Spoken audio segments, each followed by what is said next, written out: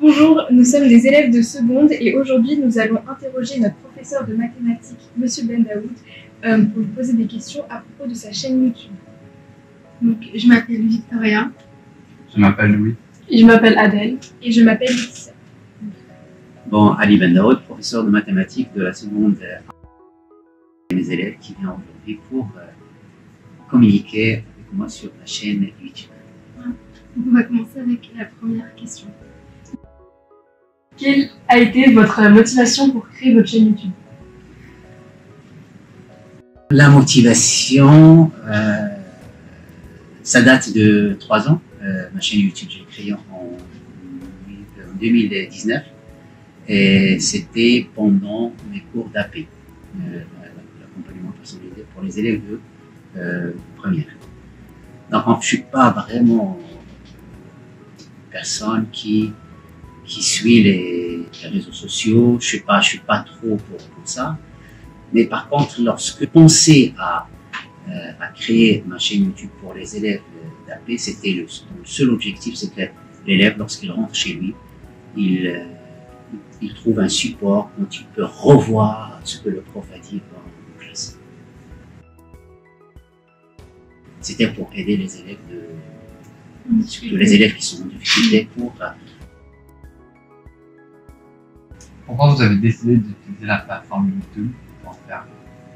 Alors, plateforme YouTube, je répète encore une fois, vraiment, je ne savais pas quelle plateforme j'utilisais. J'ai posé la question autour de moi. Ils m'ont dit que c'est possible d'utiliser YouTube. Donc, je me suis lancé dans cette expérience que je trouve que c'est très riche. J'ai appris beaucoup de choses. Vous êtes informé avant de savoir, avant de vous dire YouTube, ou vous avez fait quelques recherches pour la plateforme, ou juste vous avez entendu parler, vous êtes lancé comme ça? Non, en fait, j'étais je voulais le faire rapidement, c'était un lundi matin, je voulais mettre les vidéos pour une semaine, donc je n'avais pas le temps pour aller chercher quel support je vais utiliser pour communiquer avec les élèves. Donc non, j'ai pas trop réfléchi. Donc la troisième question. Du coup, pourquoi vous avez choisi ce nom, Math Alidad, c'est un nom assez particulier? Oui. Alors, ce que je demande aux élèves, ou les élèves, ils entendent math.alidad, ils pensent que c'est parce que je m'appelle, ce prénom c'est Ali, et comme j'ai un enfant, donc c'est Dad. Et en fait, c'est pas ça. En fait, Alidad, je sais pas, est-ce que c'est en astronomie, il y a un instrument qui a une réglette. Donc et avec le logo de... Ah oui, le logo exactement, c'est le logo de la chaîne, avec une réglette avec un porteur, ça. Et cette réglette, on l'oriente pour observer les soleils, les étoiles. Ouais, exactement. Oui, c'est utilisé en astronomie. Donc, et là, j'ai dit, je vais l'utiliser parce que en fait, c'est le regard des mathématiques à travers cet instrument et qui s'appelle Adidat. J'ai enlevé seulement le E de la fin, Adidat, et ça donne mon prénom avec Dad qui est... C'est juste une coïncidence que... Exactement, c'est juste une coïncidence. Moi, j'ai cherché dans les instruments et ça a tombé juste avec mon prénom et comme Alibaba. Et quel est le style et le sujet de vos vidéos? Alors, le style, disons, c'est pour les élèves, donc c'est éducatif. Donc, les sujets de contenu suivant mes classes. Par exemple, cette année, j'ai les secondes, j'ai le terminal, j'ai les troisièmes.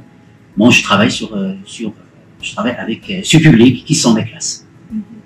Les sujets, par exemple, la dernière vidéo que j'ai créée, c'était lorsque la moitié de la classe était absente. Donc, j'étais obligé de mettre un support sur validate pour que les élèves qui étaient absents arrivent à rattraper facilement le C'est un public assez précis. Exact, c'est les élèves, c'est mes élèves. Donc, donc, le public visé, c'est les élèves à vous, mais est-ce que vous faites aussi dans l'optique que peut-être des gens tombent sur vos vidéos, enfin n'importe qui moment tombe sur vos vidéos et regarde? Est-ce que c'est dans cet objectif-là aussi ou pas quelque part? Bon, au départ, j'ai pas d'être un youtubeur et avoir, je sais pas, 1 million de vues et je sais pas combien d'abonnés.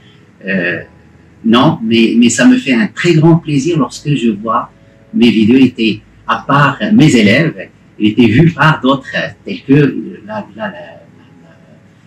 vidéo sur la symétrie centrale, qui est vue par 2800.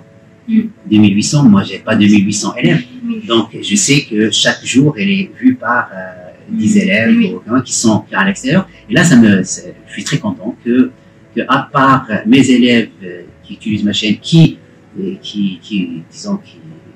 utilisent pour améliorer leur niveau, il y a d'autres élèves qui l'utilisent et je suis très content. Et du coup, est-ce que vous voulez continuer dans cette optique-là pour le futur, ou vous avez d'autres perspectives pour votre chaîne? Alors moi, ce que je souhaite, mais ça prend beaucoup de temps à le faire, que mes cours, les exercices, au moins les exercices qui sont dans le cours pour expliquer les attendus du cours, je mettrai tout en ligne. Et je pense que lorsque on aura quelque chose de structuré et de complet, il y aura plus d'élèves qui vont l'utiliser. Donc ce serait plutôt un mode d'enseignement. Ça va venir s'ajouter à votre style d'enseignement. Exactement, c'est un complémentaire de ce qu'on fait en classe. Et là, en faisant cette question, j'ai réfléchi à la période qu'on a passée. Vous aussi, vous l'avez passée, la période de Covid. C'était une période qui était très difficile. Et moi, j'ai fait 7 mois en distanciel. Et là, j'ai beaucoup utilisé ma chaîne YouTube pour communiquer avec les élèves. Surtout que il y a lorsqu'on est dans 2 points sur le globe et qu'il y a un décalage de 7 heures, c'est pas facile de suivre en direct les cours, même si le dispositif qu'on a ici à l'école, je parle du dispositif de distanciel, c'est un dispositif qui est très bien et qui marche très bien. Mais la contrainte de décalage horaire, ça fait que les élèves ne peuvent pas suivre connectés en même temps. Oui, et aussi la semaine dernière, il y a eu des élèves qui ont fait une sortie scolaire et donc vous avez pu filmer une vidéo pour eux, pour qu'ils puissent rattraper. Oui, exactement. Donc là, c'était la dernière vidéo que j'ai fait en ligne sur résoudre le système bien connu. Donc là, c'était pour les aider à rattraper facilement. Et d'ailleurs, vous voyez que ça marche parce que j'ai vu que, certes, il n'y a pas beaucoup qui l'ont regardé, mais il y a une 50aine de vues, c'est-à-dire que mes élèves, que moi j'ai seulement une 20aine d'élèves dans la classe, ils l'ont regardé, ils ont essayé de rattraper ce qu'ils ont raté. Ok, donc une dernière question, comment vous faites pour faire aimer les maths à vos élèves et particulièrement les élèves en difficulté? C'est une très bonne question. Donc, je m'attendais à cette question. Alors, faire aimer les maths, ça c'est mon propre avis. Il faut mettre l'élève en réussite. Et comment mettre l'élève en réussite? C'est, vous savez, quand la réussite des élèves elle est liée aux notes. L'élève a des bonnes notes, donc il réussit bien la matière. Il faut le préparer,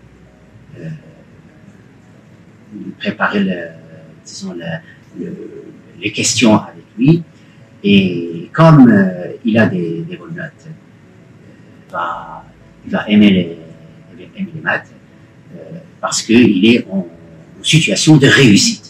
En fait, ce qui fait que les élèves n'aiment pas une matière, c'est l'échec dans la matière. Donc, on pourra on pourra travailler avec l'élève. Et là, c'est peut-être à mes collègues aussi. Je partage moi ce que je fais avec mes élèves. On travaille d'abord, mettre l'élève en confiance, et ensuite, évidemment, il faut que la motivation se nourrit au fur et à mesure. Et comment nourrir la motivation? Il faut chercher des activités qui sont ludiques, ce que l'élève aime faire, et c'est comme ça qu'il va développer, disons, le plaisir et le goût de faire les mathématiques. Et c'est quoi, par exemple, une activité ludique pour vous? Ce serait quel genre d'activité? Alors, une activité ludique pour moi, généralement, j'utilise ma deuxième casquette pour trouver une activité ludique. Et ma deuxième casquette, c'est, comme vous savez, que je suis période professeur de physique aussi. Ma formation, c'est que je suis un diplôme en physique. Et pour moi, une activité ludique, c'est une activité qui, l'élève est l'acteur de l'activité. C'est lui qui maîtrise, qui fait, c'est lui qui fait l'activité. Mais contribue à l'activité. L'activité avec un dispositif expérimental. Donc, c'est ça. Donc, je cherche beaucoup dans ce sens. Je vous donne un exemple. Le dernier exemple que j'ai fait avec les élèves de troisième, j'ai montré aux élèves la démonstration de calcul de volume d'une pyramide ou d'une cône. Ici, au laboratoire. J'ai montré aux élèves comment la faire au laboratoire. Et les élèves, ils ont sorti intéressés, ils ont bien compris la formule. Il y a dans la formule de volume, il y a le 3. Ils ont bien vu le 3, ça vient d'où. Et là, c'est ce que j'appelle l'activité ludique. Vous avez déjà, par votre expérience, connu des élèves qui, avec vous, ont réussi à avoir plus de motivation en mathématiques? Une fois on a la motivation, ça suffit pas que la motivation. Il faut l'investissement. Et l'investissement, pour avoir un bon niveau en maths, on a besoin d'une durée, on peut pas dire qu'en une semaine ou 2 semaines ou un mois, mais on a besoin vraiment des années. Alors j'ai des élèves qui, en terminale en maths complémentaires on a passé une belle année, ils ont bien progressé, mais malheureusement ils n'avaient pas assez de temps pour améliorer encore, pour rattraper les lacunes. Merci. Vous êtes des utilisateurs de maths à l'IDA? Oui. Ouais. Quel est votre retour? Moi, j'aime bien parce que du coup, vu que vous faites spécialement pour nos cours, du coup, c'est utile pour les évaluations, on retrouve des numéros. Oui, et donc quand on ne comprend pas bien quelque chose, juste on cherche une vidéo et tout, et on comprend mieux. Et on peut répéter la vidéo autant de fois qu'on veut. C'est ça, qui est bien. C'était l'objectif, la motivation, c'est qu'un élève qui vous êtes en difficulté, je sais, mais qu'un élève qui est en difficulté peut revoir à son rythme la vie. À son rythme, le rythme il est très important dans la. Donc, il peut l'arrêter quand il veut, il peut la faire avancer quand il veut. Mais ça, c'est important que l'élève devienne celui qui contrôle le rythme de cours. Ça nous aide pour les exercices. C'est vraiment un Et c'est aussi assez simple, mais en même temps efficace. Et du coup, ça aide bien. Ouais, ça prend pas beaucoup de temps et c'est efficace parce que du coup, c'est comme avoir un cours en 5 minutes.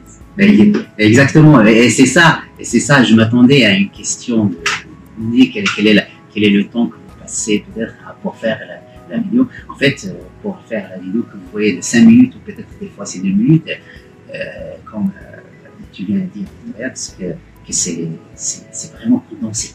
Donc il n'y a pas de phrase inutile, il n'y a que ce qui est important. Mais aussi, quand vous filmez vos vidéos, vous filmez pendant vos cours ou vous filmez quand vous êtes chez vous? Ouais. Alors au départ, donc je faisais ici à l'école et pour des raisons pratiques, donc il faut être à l'école toujours. Donc je préférais faire à la maison quand je veux, des fois le week-end, des fois le soir. Donc je suis libre. Il n'y a pas de contrainte qu'il faut être dans la salle. Donc je fais la majorité des vidéos que j'ai fait de cette chaîne. Et ça vous prend à peu près combien de temps le montage? Alors au départ, le montage au départ c'était long, mais là ce que je fais ça. J'ai fait 90 vidéos. Là je suis rodé pour les faire rapidement. Ça prend 10 minutes, 15 minutes. Du coup, ça vous a aussi un peu permis d'améliorer vos exactement. Donc là, exactement. C'est des choses que j'ai. En fait, au départ, je répète encore une fois, moi, je suis pas une personne qui suit les réseaux sociaux, qui s'intéresse aux réseaux sociaux. Donc là, et là, je découvre avec Nathalie.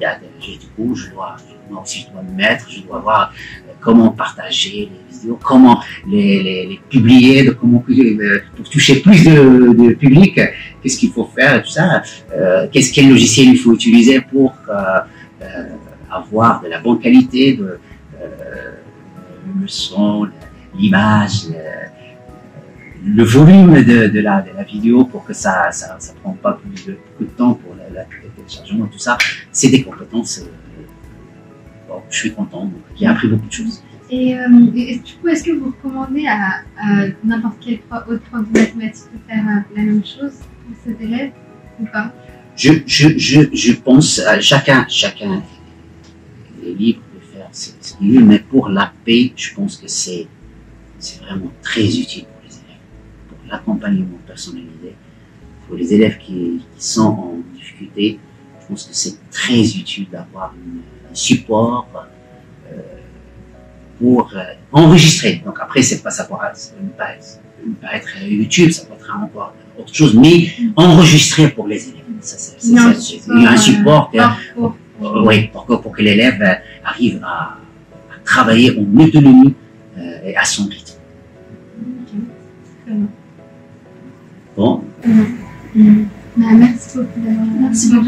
Bon, merci à vous de poser ces questions et j'espère que vous allez rester toujours fidèle à ma chaîne YouTube en regardant. Merci beaucoup. Merci.